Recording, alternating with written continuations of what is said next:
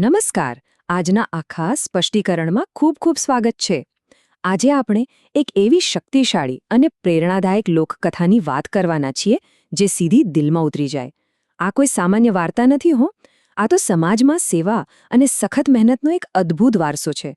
આપણે વાત કરીશું એક લુહારની, એના હથોડાની અને એવા શ્રમની કે જેનું ગૌરવ ખરેખર અનોખું છે. તો ચાલો શરૂ કરીએ. વિભાગ 1, રામજી લુહારની વાર્તા, એટલે કે ધ સ્ટોરી ઓફ બ્લેકસ્મિથ રામજી. ચાલો સીધા જ આ કથાની પૃષ્ઠભૂમિમાં પ્રવેશ કરીએ. આ વાર્તાની શરૂઆત થાય છે એક નાનકડા, એકદમ શાંત ગામથી. અહીંના મુખ્ય પાત્ર છે રામજી બાપા, જેઓ એક વૃદ્ધ લુહાર છે.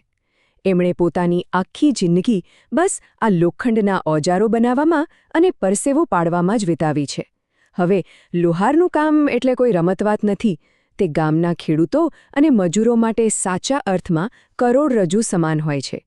આખા ગામમાં રામજી બાપાની પ્રમાણિકતા અને કામ પ્રત્યેની નિષ્ઠાના ખૂબ વખાણ થતા. લોકો એમના પર આંખ બંધ કરીને વિશ્વાસ મૂકતા. એકદમ સાચા અર્થમાં કહીએ તો તેઓ એવા કર્મયોગી હતા જેમણે પોતાનો શ્વાસ અને જીવ બંને શ્રમને સમર્પિત કરી દીધા હોય. આગળ છે વિભાગ 2, નિવૃત્તિનો વિચાર, અથવા ધ થોટ ઓફ રિટાયરમેન્ટ. સતત કામ કર્યા પછી ગમે તેવું મજબૂત શરીર પણ આખરે તો થાકે જ ને. જરાય પરિસ્થિતિની કલ્પના કરો. એકદમ કાળઝાળ ગરમીની સવાર છે અને રામજી બાપા પોતાની કોઢમાં એટલે કે કાર્યશાળામાં કામ કરી રહ્યા છે. બહાર આકાશમાંથી અગનગોળા વરસી રહ્યા છે અને અંદર ભઠ્ઠીની અસહ્ય ગરમી. આ બંનેનો સામનો કરતા કરતા ઉંમરનો થાક હવે એ વૃદ્ધ શરીરને લિટરલી તોડી રહ્યો છે.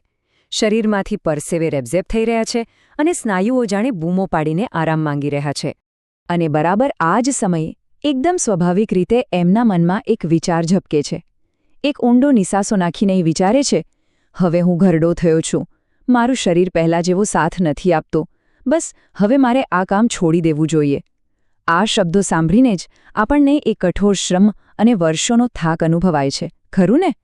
દરેકના જીવનમાં એક એવી ક્ષણ ચોક્કસ આવે જ્યારે બધું જ પડતું મૂકીને શાંતિથી બેસી જવાનું મન થાય.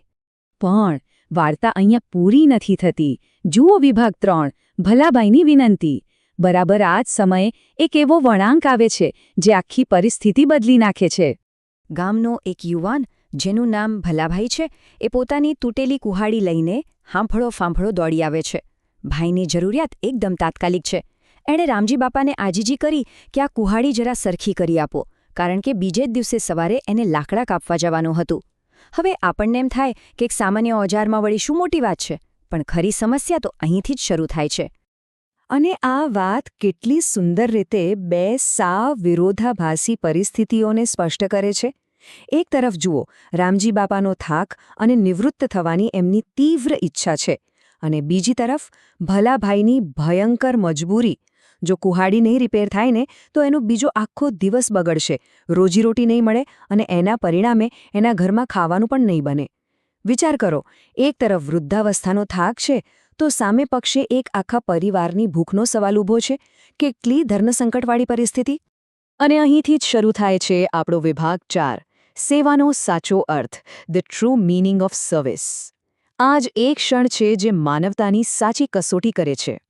ભલાભાઈની વાત સાંભળીને રામજી બાપા પોતાનો બધો જ થાક ભૂલી ગયા. ચહેરા પર એક હળવું સ્મિત લાવ્યા અને ઊભા થઈ ગયા.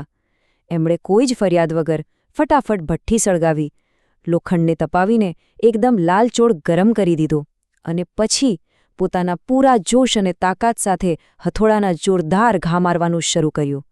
જાણે એ વૃદ્ધ હાથોમાં કોઈની મદદ કરવાની ભાવનાથી એક નવો જ પ્રાણ પૂરાઈ ગયો હોય. આ સખત મહેનતની પ્રક્રિયા ખરેખર રૂંવાડા ઊભા કરી દે તેવી છે. અને આ અથાક પરિશ્રમનું પરિણામ એ આવ્યું કે પેલી તૂટેલી કુહાડી ફરીથી એકદમ નવી, નકોર અને ધારદાર બની ગઈ. ભલાભાઈ તો ખુશીથી ઝૂમી ઉઠ્યા. એમના ચહેરા પરની બધી જ ચિંતા ગાયબ થઈ ગઈ અને રામજી બાપાનો ખૂબ ખૂબ આભાર માનીને એ સંતોષ સાથે પોતાના કામે ચાલ્યા ગયા. ભલાભાઈના ગયા પછી કોઢમાં ફરીથી એકદમ શાંતિ છવાઈ ગઈ. રામજી બાપાએ પોતાના હાથમાં પેલા ભારે હથોડા તરફ જોયું અને બસ એ શાંતિની પળોમાં જ એમને જીવનનું એક અત્યંત ગહેન સત્ય સમજાઈ ગયું. એમણે મનોમન વિચાર્યું, મારો આ થાક તો ક્ષણિક છે, પણ મારા આ કામથી કોઈના ઘરનો ચૂલો સળગે છે. જ્યાં સુધી આ શરીરમાં શ્વાસ છે ને, ત્યાં સુધી મહેનત અને સેવાનો આ સિલસિલો ક્યારેય અટકવો ન જોઈએ. આ એક જ વિચાર માત્રથી નિવૃત્તિનો પેલો બધો જ અંધકાર ગાયબ થઈ ગયો. એમણે રિટાયર થવાનો નિર્ણય હંમેશા માટે પડતો મૂક્યો અને ફરી પાછા એ જ અનેરા આનંદથી કામમાં લાગી ગયા. હવે જોઈએ છેલ્લો ભાગ, વિભાગ 5, જીવનનો બોધ, ધ લેસન ઓફ લાઈફ. આ નાનકડી વાર્તા પોતાનામાં જે મોટું તત્વજ્ઞાન છુપાવીને બેઠી છે તે તારવીએ. તો સૌથી અગત્યનો મુદ્દો એ છે કે શિક્ષક મુકેશભાઈ એમ નીનામા દ્વારા તારવેલો આ બોધ એકદમ સ્પષ્ટ કરે છે કે આપણું કામ ભલે ગમે તેટલું નાનું કેમ ન હોય, જો એનાથી કોઈના જીવનમાં મદદ થતી હોય ને તો એ જ સાચી સેવા છે. કોઈ ઉપયોગી કામ કરવું એ જ સાચા અર્થમાં ઈશ્વરની પૂજા છે. સમાજમાં કોઈ પણ વ્યવસાય ક્યારે નાનો કે તુચ્છ નથી હોતો. હકીકતમાં આપણી એકબીજા પરની નિર્ભરતા, આપણી સખત મહેનત અને આ નિસ્વાર્થ શ્રમ જ તો છે જે માનવતાને આ પૃથ્વી પર જીવંત રાખે છે. અંતમાં આજના આ એક્સપ્લેનરને પૂર્ણ કરતા પહેલા એક પ્રશ્ન ખરેખર વિચારવા જેવો છે. આપણા રોજિંદા જીવનના એવા કયા નાના કાર્યો છે જે ખરેખર આખા સમાજ માટે એક બહુ મોટો આધાર બને છે?